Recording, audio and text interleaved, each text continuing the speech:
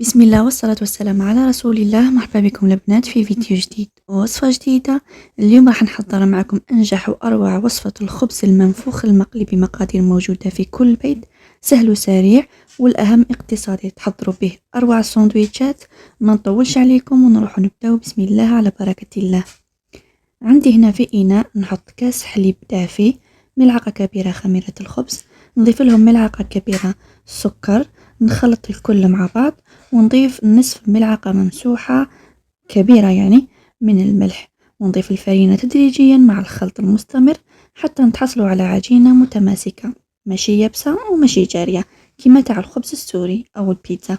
نحاول اني ندلكها لحوالي دقيقتين قيس ما يرجع السطح تاعها أملس، ونغطيها ونخليها ترتاح وتخمر ويتضاعف الحجم تاعها، ونجي نديكازيها ونفرغ منها كاع هذاك الهواء اللي فيها ونقسمها الى 4 كريات متساويه. نحضر الجلجلان اللي نحطه على السطح تاع العجينه، ونجي نفتح العجينه غير شويه وندهن السطح تاعها بالحليب، ونروح نحطها بهذاك الجلجلان باش يلصق فيها مليح، ونجي نرجع نفتحها بهذه الطريقه. لازم يكون السمك تاعها رقيق حوالي نصف سنتيمتر، يعني 4-5 مليمتر. نقسمها على زوج ونحطها فوق طرشونة باش تخمر. نزيد نخدم معكم واحدة أخرى بهذا الشكل حتى نكمل كامل الكمية، ونخليها تخمر حوالي 10 دقائق، ونجي نقليهم في زيت يكون غزير. ما تخافوش، ما راحش كامل ياكلوا الزيت، لازم الزيت يكون سخون والنار عالية، يعني ماشي قليلة وماشي متوسطة وماشي قوية تحرق لكم المقلة.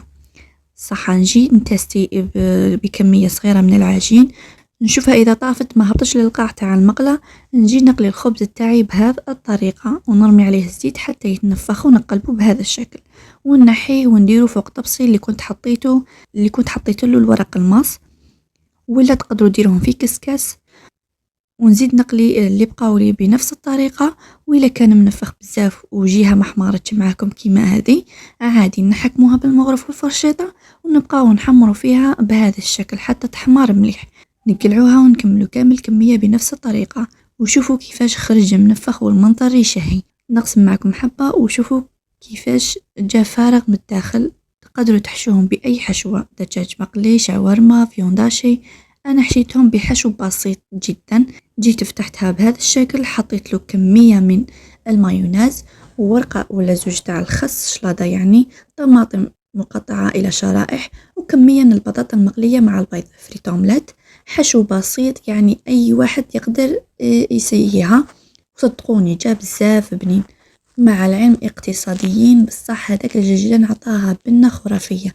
ان شاء الله الوصفة تاع اليوم تنال اعجابكم، جربوها وتقولوا لي رايكم في التعليقات، وما تنسونيش باللايك وتشتركوا في القناة وتبارطاجيوا الوصفة مع الأحباب والأصدقاء. سلام.